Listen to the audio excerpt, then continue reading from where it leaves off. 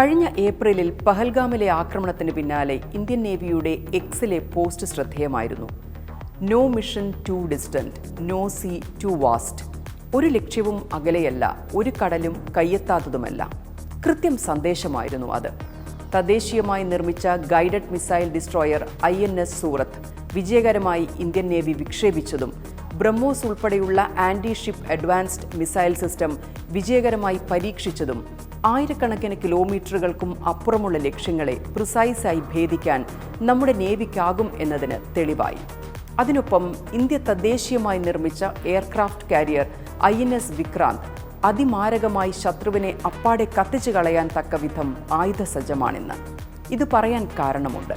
ലോകത്തെ ഏറ്റവും വലിയ സമുദ്ര സൈനിക ശക്തി അമേരിക്കയാണെങ്കിലും രാജ്യങ്ങളുടെ വാർഷിപ്പുകളും എയർക്രാഫ്റ്റ് കാരിയറുകളും മുങ്ങിക്കപ്പലുകളും നേവൽ പോർട്ടുകളുടെ ശേഷിയും ആധുനിക വെപ്പനുകളുടെ ഇൻ്റഗ്രേഷനും ഒക്കെ നോക്കിയാൽ ഗ്ലോബൽ ഫയർ പവർ റിപ്പോർട്ട് പ്രകാരം ചൈനയാണ് മുന്നിൽ. അവരുടെ ഫ്ലീറ്റ് സൈസ് 754 US-ന്റെ ഫ്ലീറ്റ് സൈസ് 440. ഇന്ത്യ ആകട്ടെ 293 എന്ന ഫ്ലീറ്റ് സൈസോടെ 6ാം സ്ഥാനത്താണ്. പക്ഷേ അടുത്തിടെ വികസിപ്പിച്ചുകൊണ്ടുവരുന്ന ഇൻ്റഗ്രേറ്റഡ് വാർഫെയർ ടെക്നോളജി സിസ്റ്റത്തിലും കടലിലെ സൈനിക സാന്നിധ്യത്തിലും ലോകത്തെ ഏറ്റവും മാരകമായ നാവികസേനയാണ് ഇന്ന് ഇന്ത്യയുടേത്. എണ്ണം കൊണ്ടല്ല, ഇൻ്റലിജൻസ് കൊണ്ട്. കാരണം ഇന്ത്യയുടെ നേവൽ അസറ്റ് ചെറുതും വലുതുമായ യുദ്ധക്കപ്പലുകളും മുങ്ങിക്കപ്പലുകളും 170ഓളം വരും.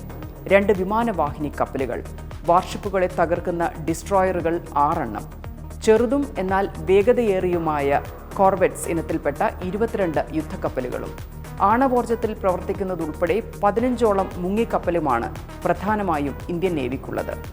INS അരിഹന്ത് ക്ലാസിൽപ്പെട്ട ന്യൂക്ലിയർ പവേർഡ് സബ്മറൈനുകൾ മാരക പ്രഹരശേഷിയുള്ളവയാണ്.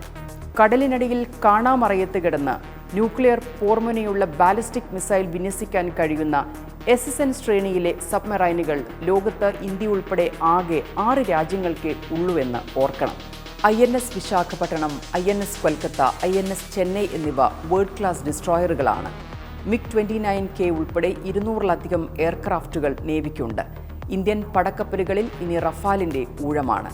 അതോടെ കടലിൽ മേയുന്ന വേട്ടസ്രാവായി ഇന്ത്യൻ യുദ്ധക്കപ്പലുകൾ മാറും. 160 കിലോമീറ്റർ സ്ട്രൈക്ക് റേഞ്ചുള്ള Astra MK2 air to air മിസൈലിനെ യുദ്ധക്കപ്പലുകളിൽ വിന്യസിക്കുകയാണ് ഇപ്പോൾ.